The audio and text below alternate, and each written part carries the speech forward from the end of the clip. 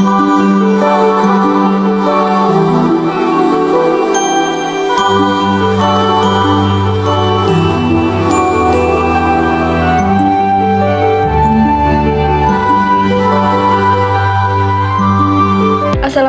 warahmatullahi wabarakatuh.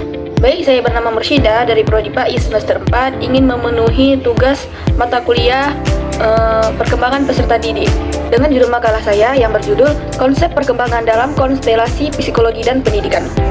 Baik, langsung saja kita membahas pertama, yaitu kita membahas pengertian perkembangan.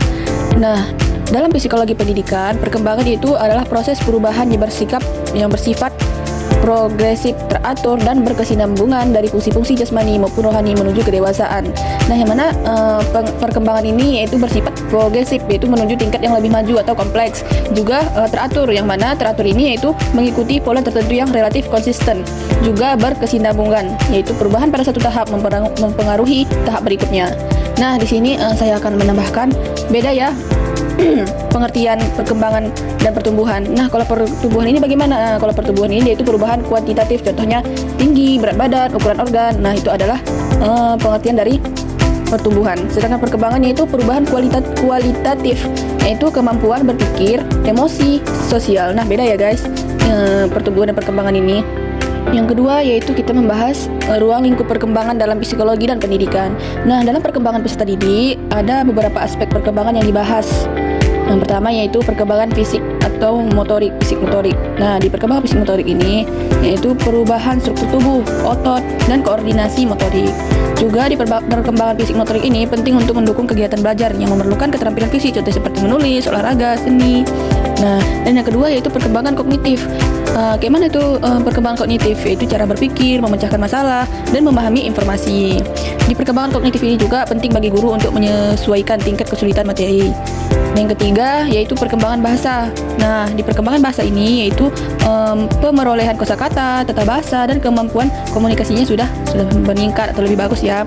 Juga di perkembangan bahasa ini yaitu berpengaruh pada interaksi kelas, pemahaman instruksi, dan kemampuan membaca dan menulis. Selanjutnya yang keempat yaitu perkembangan sosial. Nah, di perkembangan sosial ini bagaimana? Yaitu mampu berinteraksi, bekerja sama, memahami norma sosial. Nah, penting juga untuk pembentukan karakter dan keterampilan abad yang ke-21.